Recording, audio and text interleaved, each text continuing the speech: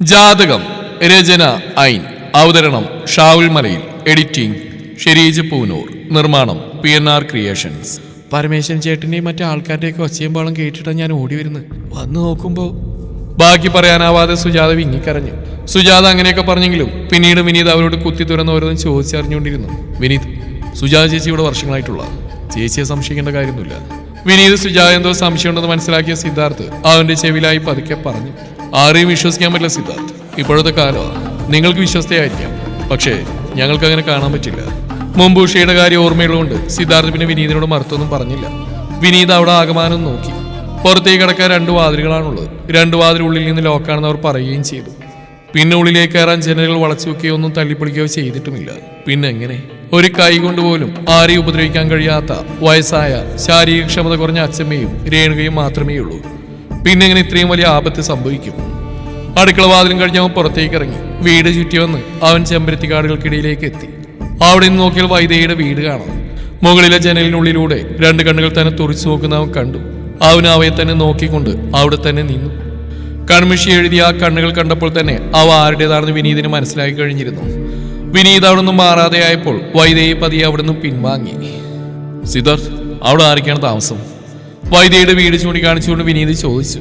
അവിടെ അപ്പച്ചിയുടെ മോളും ഭർത്താവും. അപ്പച്ചി പണ്ടേ മരിച്ചുപോയി. ഞാനൊന്ന് അവിടെ വരെ പോയിട്ട് വരാം. സിദ്ധാർത്ഥ് കൂടെ വരുന്നുണ്ടോ? ഇല്ല, വിനീത് പോയിട്ട് പോയോ? വൈദേഹിയെ പറ്റി അവിടെ അച്ഛനെ പറ്റി അന്വേഷിച്ചപ്പോൾ തന്നെ ആ വീടും പരിസരമൊക്കെ ഒന്ന് പരിശോധിക്കണമെന്ന് പഴുതു നോക്കി നടക്കുകയായിരുന്നു. ഇനിയിപ്പോൾ ഈ വഴിയൊന്ന് കയറി നോക്കാമെന്ന് വിനീത് കരുതി. ഒഫീഷ്യലായിട്ടുള്ള കാര്യമല്ലാത്തതിനാൽ കൂടെ വന്ന് 4 പോലീസുകാരോട് അവൻ തിരിച്ചു പോയിക്കൊള്ളാൻ പറഞ്ഞു. 2 ജീപ്പിലായിട്ടാണ് വന്നത്. ഒരു ജീപ്പ് എടുത്തിട്ട് മറ്റേ ജീപ്പ് അവിടെ ഇട്ടുള്ളാനും താൻ അതിൽ വന്നുകൊള്ളാമെന്ന് അവൻ പറഞ്ഞു. പോലീസുകാർ അപ്പം തന്നെ തിരിച്ചു പോവുകയും ചെയ്തു. വളഞ്ഞു ചുറ്റി വീണ് മുൻവശത്തുകൂടെ വിനീത് കയറി ചെന്നപ്പോൾ അവനെ പ്രതീക്ഷിച്ചെന്ന പോലെ ഭൈരവൻ ഇരിപ്പുണ്ടായിരുന്നു. എന്തോ ആ വീടിന്റെ സ്റ്റെപ്പുകൾ കയറിയപ്പോൾ തൊട്ട് വിനീതിന് ആകെ ഒരു അങ്കലാപ്പ് വന്ന് പൊതിഞ്ഞു. താൻ എന്തിനാണ് ഇങ്ങോട്ടേക്ക് വന്നെന്നുള്ള കാര്യം പോലും അവൻ ഒരു നിമിഷം മറന്നുപോയി. ഉള്ളിലേക്ക് ശ്വാസം നന്നായി വലിച്ചെടുത്ത് കഴിഞ്ഞപ്പോഴേക്കും ചെറിയൊരു ആശ്വാസം പോലെ. എന്നാലും ചുറ്റും എന്തോ ഒരു നെഗറ്റീവ് എനർജി ഉള്ള പോലെയും. പണ്ട് പാരാസൈക്കോളജി പഠിച്ചതിന്റെ ഭാഗമായി പല സ്ഥലത്തും കറങ്ങേണ്ടി വന്നിട്ടുണ്ട്. നെഗറ്റീവ് എനർജി ഉള്ള സ്ഥലങ്ങളിൽ പോകുമ്പോൾ ഇങ്ങനെ അനുഭവപ്പെടാറുണ്ട്. ഇവിടെ അങ്ങനെ എന്തോ ഒരു ഫീലിംഗ്, എന്തോ പ്രശ്നമുണ്ടെന്ന് മനസ്സിലായെങ്കിലും മനസ്സിനെ കൺട്രോൾ ചെയ്ത് അവൻ വീടിനകത്തേക്ക് കയറി. വരണം വരണം, സാർ ഇങ്ങോട്ടേക്ക് വരുമെന്ന് എനിക്ക് അറിയായിരുന്നു. അവിടെ പരിശോധനയ്ക്ക് വന്നതായിരിക്കുമല്ലേ? ഒരു പൊട്ടിച്ചിരിയോടെ ഭൈരവൻ പറഞ്ഞപ്പോൾ വിനീത് അയാളെ തറപ്പിച്ചു നോക്കി.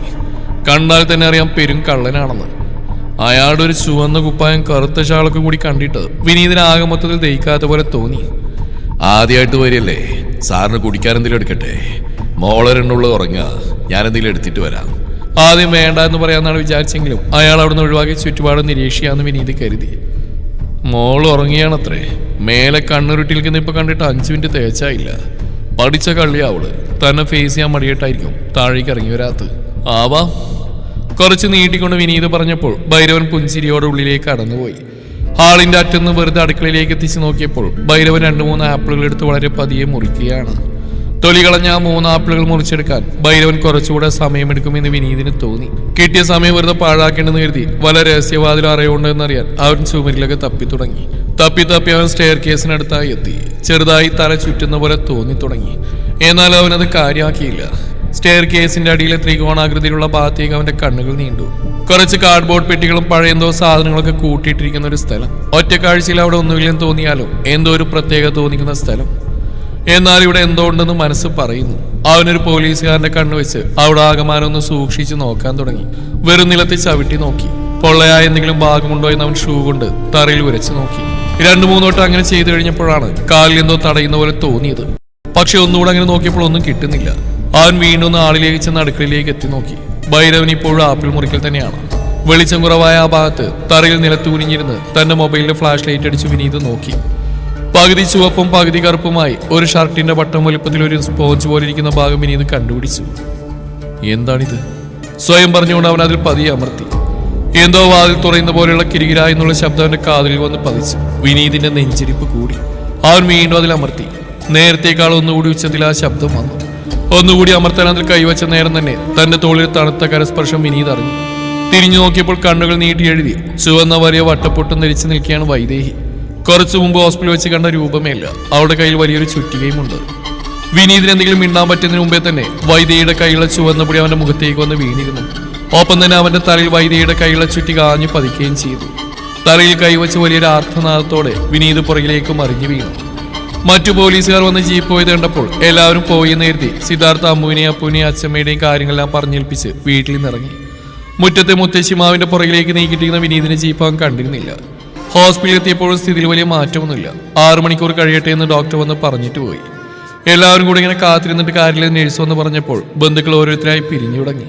കൂടെ മേഘയുടെ അമ്മയും അച്ഛനെയും സിദ്ധാർത്ഥ് നിർബന്ധപൂർവ്വം വീട്ടിലേക്ക് പറഞ്ഞയച്ചു. വൈകുന്നേരം ആയപ്പോഴേക്കും രേണുകയുടെ കാര്യത്തിൽ ചെറിയ പ്രതീക്ഷയുണ്ടെന്ന് ഡോക്ടർ വന്ന് പറഞ്ഞു. ICUവിൽ നിന്ന് ഇറക്കിയിട്ടില്ലെങ്കിലും ഡോക്ടർ പറഞ്ഞ വാക്കുകൾ എല്ലാവരിലും ആശ്വാസം പരത്തി. തളർന്നിരുന്നിട്ടായാലും രേണുകയെ ജീവനോടെ കിട്ടിയാൽ മതിയെന്ന പ്രാർത്ഥനയിലായിരുന്നു എല്ലാവരും. വൈകുന്നേരം ആയപ്പോൾ അവർ റൂമെടുത്തെങ്കിലും തങ്ങളുടെ സാധനങ്ങളൊക്കെ അങ്ങോട്ടേക്ക് വെച്ച് ICUവിന് മുമ്പിൽ തന്നെയായിരുന്നു എല്ലാവരും കൂടി ഇങ്ങനെ നിൽക്കണമെന്നില്ല. റൂമിലായാലും 2 ആളെ അലോഡ് ചെയ്യുള്ളൂ. ഇടയ്ക്കൊരു നേഴ്സ് വന്ന് പറഞ്ഞപ്പോൾ സിദ്ധാർത്ഥും പരമേശ്വരനും പരസ്പരം നോക്കി. നേരെ ഇരുട്ടി വരുന്നതേ ഉള്ളൂ. മക്കള് 2 ആളും വീട്ടിലേക്ക് പോയിക്കോ. ഇന്നിപ്പോ ഇവിടെ നിന്നിട്ടും കാര്യമില്ലല്ലോ, ഞാനിവിടെ നിന്നോളാം. അയാൾ സിദ്ധാർത്ഥിനെയും മേഘയോടായി പറഞ്ഞു. വേണ്ട, അത് ശരിയാവില്ല. അച്ഛനും മേഘയും വീട്ടിൽ വെക്കോ, ഞാനിവിടെ നിന്നോളാം. വേണ്ട സിദ്ധേട്ടാ, ആരുടെ കൂടെയാലും ഞാനിവിടെ നിൽക്കാം. മേഘ ഒട്ടും സമ്മതിക്കാതെ തന്നെ നിൽക്കുകയാണ്. അച്ഛൻ എന്തായാലും അമ്മയോട്ട് ഹോസ്പിറ്റലിൽ നിന്ന് വരില്ലെന്ന് മനസ്സിലാക്കിയ സിദ്ധാർത്ഥ് മേഘയോട് വീട്ടിലേക്ക് പോയിക്കൊള്ളാൻ പറഞ്ഞ് നിർബന്ധിച്ചു. പരമേശ്വരനും കൂടെ പറഞ്ഞപ്പോൾ അവൾക്ക് സമ്മതിക്കാതെ തരമില്ലെന്നായി.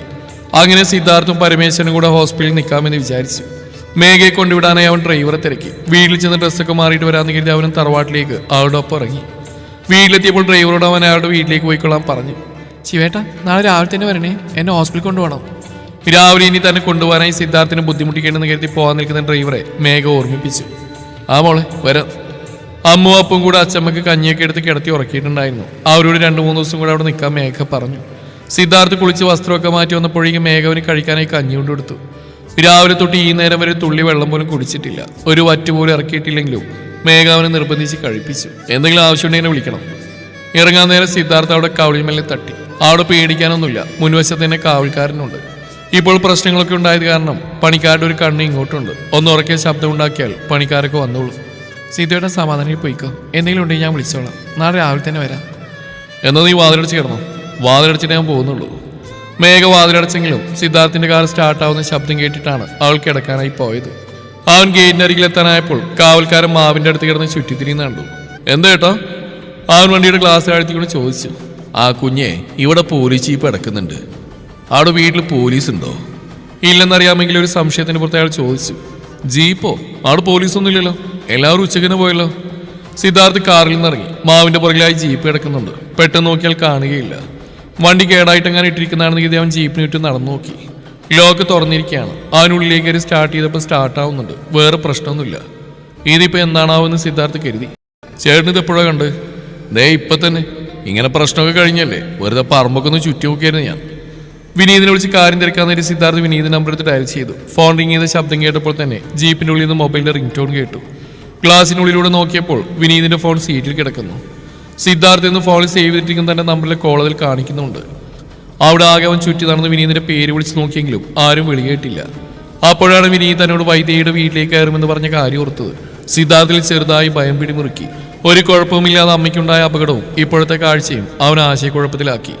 ചേട്ടനൊന്ന് അങ്ങോട്ടേക്ക് പോയിക്കോ, ഞാനൊന്ന് നോക്കട്ടെ. സിദ്ധാർത്ഥ് അതും പറഞ്ഞ് വൈദ്യയുടെ വീടിന് നേരെ നടന്നു. കൃത്യം ചെമ്പരത്തിക്കാട് കഴിഞ്ഞപ്പോൾ കറണ്ട് പോയി. ചുറ്റും കൂറ്റാക്കൂരിട്ട്. തറവാടിന് നേരെ നോക്കിയപ്പോൾ അവിടെ വെളിച്ചമുണ്ട്. വൈദ്യയുടെ വീട്ടിൽ ഇൻവെർട്ടർ ഉള്ളതാണ്, പക്ഷെ അവിടെ ആകെ ഇരുട്ടിൽ മുങ്ങി കിടക്കുന്നു. അവൻ മൊബൈൽ ഫ്ലാഷ് ലൈറ്റ് തെളിച്ചെങ്കിലും വേണ്ടത്ര വെളിച്ചമില്ലാതെ തോന്നിനാൽ അവൻ തന്റെ വീടിന് നേരെ തന്നെ നടന്നു. പോയ സിദ്ധാർത്ഥ് വീണ് തിരിച്ചു വന്ന് കണ്ടപ്പോൾ മേഘാകെ ഭയന്നു. രേണുക്ക് എന്തെങ്കിലും സംഭവിച്ചാണോ എന്ന് അവൾ കരുതി. സിദ്ധാർത്ഥ് അവളോട് കാര്യം പറഞ്ഞു. നീ ഒരു ടോർച്ച് എടുത്തോണ്ട് വാ, ഞാൻ നോക്കിയിട്ട് വരാം. ഞാനും കൂടെ വരാം. അവന് തനിച്ചു വിടാൻ എന്തോ ഭയം പോലെ തോന്നിയിട്ട് മേഘ അവന്റെ കൂടെ ഇറങ്ങി. 2 ആളും ടോർച്ച് തെളിയിച്ചുകൊണ്ട് വൈദ്യയുടെ വീടിന് നേരെ നടന്നു. ബലിരൂപി പൂജയിലായിരുന്ന ഭൈരവൻ തന്റെ തലക്കൊരു തട്ടിയിട്ടിയ പോലെ തോന്നിയപ്പോൾ കണ്ണു തുറന്നു. കണ്ണുകൾ വീണ്ടും അടിച്ച് ഏകാഗ്രമായിരുന്നു. 5 നിമിഷങ്ങൾക്ക് ശേഷം അയാൾ വീണ്ടും കണ്ണു തുറന്നു. തന്റെ അരികിൽ കൂപ്പുകൈകളോടെ ഇരിക്കുന്ന വൈദ്യയുടെ ചെവിലായ അയാൾ എന്തോ പറഞ്ഞു. വിളക്കിന്റെ വെളിച്ചത്താൽ അവളുടെ കണ്ണുകൾ തീപ്പൊട്ടുകൾ പോലെ തിളങ്ങി. ഉടനെ തന്നെ വൈദ്യ അവിടെ നിന്ന് എഴുന്നേറ്റു. സ്റ്റെയർ കേസിന്റെ താഴെയായി രക്തം വാർന്നു കിടക്കുന്ന വിനീതിന്റെ ശരീരത്തിൽ അവൾ തന്റെ കയ്യിലുണ്ടായിരുന്ന ചുവന്ന പൊടി വിതറി. പിന്നെ ഒരു പുഷ്പം പോലെ അവൾ അവനെ എടുത്തു പൊക്കി. പിന്നെ അവനെയും വഹിച്ചുകൊണ്ട് പിൻവാതിൽ വഴി പുറത്തേക്ക് ഇറങ്ങി. സീതേട്ടാ, ഇവിടെ ആരുമില്ലേ? വൈദ്യേശിച്ചൊന്ന് വിളിച്ചു നോക്കിയാലോ? വൈദ്യയുടെ വീണ്ടും മുറ്റത്ത് കാല് വെച്ചപ്പോൾ തന്നെ മണിക്കൂറുകൾ നടന്ന പോലെ തോന്നിയിട്ട് കൈകാലുകൾ കുഴഞ്ഞുപോയ മേഘ ഉള്ളിൽ നിറഞ്ഞ ഭയം മൂലം സിദ്ധാർത്ഥിനോട് പതിയെ പറഞ്ഞു. വേണ്ട, ഇനി അവളെ ഇങ്ങോട്ട് എഴുന്നള്ളിക്കാനിട്ടാ, നമുക്ക് പോയി നോക്കിയിട്ട് വരാം. വൈദ്യയുടെ പേര് കേട്ടപ്പോൾ തന്നെ സിദ്ധാർത്ഥിന് വെറുപ്പ് തോന്നി. ടോർച്ച് തെളിയിച്ച് ആ പറമ്പിലാകമാനം നോക്കിയെങ്കിലും അവൾക്കൊന്നും കാണാൻ കഴിഞ്ഞില്ല. അപ്പോഴാണ് ഇലഞ്ഞിമരത്തിന്റെ ചുവട്ടിലായി 2 ഷൂസ് ഇട്ട കാൽപാദങ്ങൾ മേഘ കണ്ടത്. അവൾ സിദ്ധാർത്ഥിനെ പതിയെ തോണ്ടി. സിദ്ധോട്ടാ, അത് നോക്കി. എന്റെ ഈശ്വര! നെഞ്ചിൽ കൈവച്ചുകൊണ്ട് സിദ്ധാർത്ഥ് നേരെ അങ്ങോട്ടേക്ക് ഓടി. അവന്റെ പിന്നാലെ മേഘയും. അവൾ പ്രതീക്ഷിച്ച പോലെ തന്നെ വിനീത് തന്നെയായിരുന്നു അത്. നെഞ്ചിരിപ്പോടെ സിദ്ധാർത്ഥ് വിനീതിന്റെ മൂക്കിന്റെ അരികിലായി വെച്ച് നോക്കി. ശ്വാസം എടുക്കുന്നുണ്ട്, ജീവനുണ്ട്. ഹാവു! വിനീത്, വിനീത്! തല ഇറങ്ങിയ മറ്റു കിടക്കുകയാണെന്ന് ഇത് വിനീതിന്റെ കവിളിൽ തട്ടിക്കൊണ്ട് സിദ്ധാർത്ഥ് വിളിച്ചുകൊണ്ടിരുന്നു. ഒരനക്കവുമില്ല. ടോർച്ച് നന്നായി തെളിച്ചു നോക്കിയപ്പോൾ വിനീതിന്റെ തലയുടെ പിന്നാലെ ഒഴുകി പരക്കുന്ന രക്തം കണ്ടു. അത് കണ്ടപ്പോൾ രണ്ടുപേരുടെയും ഉള്ളൊന്ന് കാളി. മേഘ, നീ ടോർച്ച് പിടിക്കുക, ഞാനിവിടെ എടുത്ത് പൊക്കട്ടെ. മേഘ അവന്റെ കയ്യിൽ നിന്ന് ടോർച്ച് വാങ്ങിയപ്പോൾ സിദ്ധാർത്ഥ് വളരെ പണിപ്പെട്ട് വിനീതിനെ എടുത്തുയർത്തി. വിനീതിന്റെ ദേഹം തളർന്നതിനാൽ പതിവിൽ കൂടുതൽ നന്നായി ഭാരമുണ്ടായിരുന്നു അവന്റെ ശരീരത്തിന്. രണ്ടാളും കൂടെ എങ്ങനെയൊക്കെയോ വിനീതിനെ അവിടുന്ന് പൊക്കി സിദ്ധാർത്ഥിന്റെ കാറിന്റെ അരികിൽ എത്തിച്ചു.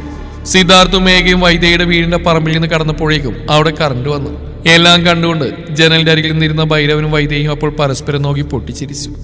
കാവൽക്കാരന്റെ സഹായത്തോടുകൂടെ വിനീതിനെ സിദ്ധാർത്ഥ് കാറിലേക്ക് കയറ്റി. സിദ്ധുവേട്ട, തനിച്ചു വേണ്ട, ഞാനും കൂടെ വരാം. വേണ്ട മേഘ, പിള്ളേരും അച്ഛമ്മയും തനിച്ചല്ലേ, ഞാൻ ചെന്നിട്ട് നിന്നെ വിളിക്കാം. പക്ഷെ അവൾക്ക് അവനെ തനിച്ചുവിടാൻ യാതൊരു സമാധാനവും ഉണ്ടായിരുന്നില്ല. വിനീത് ഒരു പോലീസുകാരനാണ്. തങ്ങളുടെ വീട്ടിലേക്ക് അന്വേഷണത്തിന് വന്നാണ്. എന്താണ് സംഭവിച്ചെന്ന് പോലും അറിയില്ല. ഞാൻ അച്ഛനെയും അമ്മയെ വിളിച്ചു വരുത്താം, അവരിവിടെ നിന്നോളും. മേഘ അപ്പോൾ തന്നെ ഗീതയെ വിളിച്ച് കാര്യം പറഞ്ഞു. ഗീതയും സുധാകരൻ എത്തുമ്പോഴേക്കും സിദ്ധാർത്ഥും മേഘയും വിനീതിനെയും കൊണ്ട് പോയിരുന്നു. രേണുകയെ അഡ്മിറ്റ് ചെയ്ത ഹോസ്പിറ്റലിൽ തന്നെയാണ് വിനീതിനെ അവർ കൊണ്ടുപോയത്. എത്തുന്നതിന് മുമ്പ് തന്നെ വിളിച്ചു പറഞ്ഞിരുന്നതിനാൽ ഹോസ്പിറ്റൽ അറ്റൻഡേഴ്സും ഡോക്ടേഴ്സും ഒക്കെ പുറത്ത് തന്നെ കാത്തിരിപ്പുണ്ടായിരുന്നു. കുറച്ച് ബുദ്ധിമുട്ടായ സ്റ്റേജ് ആയതിനാൽ വിനീതിനെ നേരെ അവർ ICUയിലേക്കാണ് കയറ്റിയത്. അപ്പോഴേക്കും വിവരമറിഞ്ഞ് പരമേശ്വരൻ എത്തിയിരുന്നു. ഒന്നും ചോദിക്കാൻ പോലും ആവാതെ പരമേശ്വരൻ തറഞ്ഞു നിൽക്കുകയായിരുന്നു. രേണുകയുടെ കാര്യവും ഇപ്പോഴുണ്ടായ സംഭവങ്ങളുമെല്ലാം അയാളാകെ തളർത്തിക്കളഞ്ഞിരുന്നു. സിദ്ധാർത്ഥ അയാളോട് കാര്യങ്ങളെല്ലാം പറഞ്ഞു. ഇതിപ്പോ എങ്ങനെയാച്ചാ സ്റ്റേഷനിൽ അറിയിക്കണ്ടേ? സിദ്ധാർത്ഥ് ചോദിച്ചു. അതറിയിക്കാം. അതിനു മുമ്പ് ആവണി ഒന്ന് വിളിച്ച് വിവരം അറിയിക്കുക. ആ കുട്ടി വന്നിട്ട് എന്താണെന്ന് വെച്ചാൽ ചെയ്യാം. സിദ്ധാർത്ഥിനും മേഘം അപ്പോഴാണ് ആവണിയുടെ കാര്യം ഓർമ്മ വന്നു തന്നെ. മേഘ അപ്പോൾ തന്നെ ആവണിയെ വിളിച്ചു. ടൗണിൽ തന്നെയാണ് അസ്നയുടെ വീട്. അതുകൊണ്ട് ആവണി പെട്ടെന്ന് ഹോസ്പിറ്റലിലെത്തി.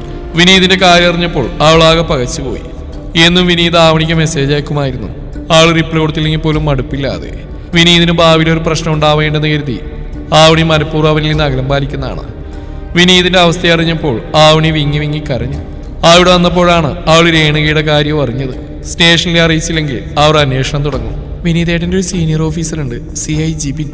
നമുക്ക് ആ സാധനം വിളിച്ച് അറിയിച്ചാൽ മതി, ആള് പറയുന്ന പോലെ ചെയ്യാം. ആവണി പറഞ്ഞപ്പോൾ ആരും എതിർത്ത് പറഞ്ഞില്ല. അവൾ തന്നെ ജിബിനെ വിളിച്ച് വിവരം പറഞ്ഞു. ജിബിൻ വന്ന് കാര്യങ്ങളൊക്കെ തിരക്കി. വൈദ്യയുടെ വീട്ടിലേക്ക് പോയി വരാമെന്ന് പറഞ്ഞാണ് വിനീത് നീങ്ങിയെന്ന സിദ്ധാർത്ഥിന്റെ വാക്കുകളിൽ ജിബിന്റെ മനസ്സ് കുരുങ്ങിക്കിടന്നു. ഇപ്പോൾ സ്റ്റേഷനിൽ കംപ്ലൈന്റ് ആയിട്ടൊന്നും കൊടുക്കേണ്ടെന്നും വിനീത് എഴുന്നേറ്റ് കഴിഞ്ഞിട്ട് അവൻ പറയുന്ന പോലെ ചെയ്യാമെന്ന് ജിബിൻ പറഞ്ഞു. വിനീതിന്റെ അച്ഛൻ നാട്ടിലാണ്, ഇപ്പോൾ ആളെയും വിവരമറിയിക്കേണ്ടെന്ന് പറഞ്ഞ് ജിബിൻ മടങ്ങി. അന്ന് രാത്രി മേഘ പിന്നെ വീട്ടിലേക്ക് മടങ്ങിയില്ല. രാവിലെ ആയപ്പോൾ സിദ്ധാർത്ഥിനെ ഡോക്ടർ മുറിയിലേക്ക് വിളിപ്പിച്ചു. രണ്ടാളുടെയും കാര്യങ്ങൾ പറഞ്ഞു.